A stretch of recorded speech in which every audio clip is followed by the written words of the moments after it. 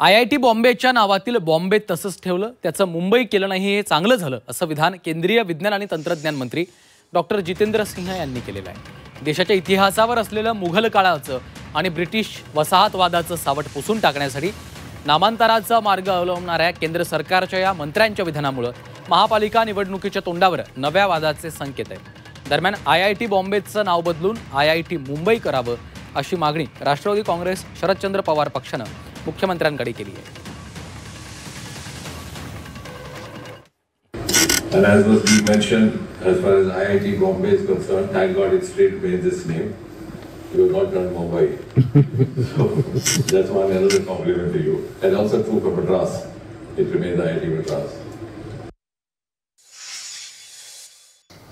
नाही, ते खुश असून चालणार नाही।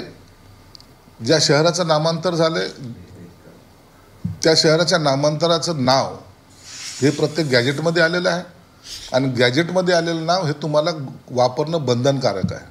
मग ती संस्था असो, सरकारी असो, खाजगी असो की कोणती असो। म्हणून ज्यांना बॉम्बेचा पुळका आहे त्यांनी आता तो आग्रह सोडून दिला पाहिजे आणि जे नामांतर मोदी साहेबांच्या नेतृत्वामध्ये झालेलं आहे ते नाव तुम्हाला पुन्हा एकदा ते वापरावंच लागेल। मुंबईच्या नावाशी कुणीही तडजोड करणार नाही।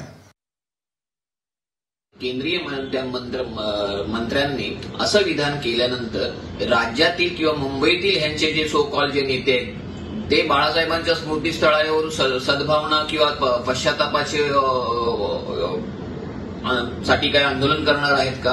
हे सगळे राज्यातील नेत्यांना काढलेला हा चिमटा ते त्याच्या विरुद्ध हे बोलणार आहेत का? याचं उत्तर भाजपाने द्यायला हवं।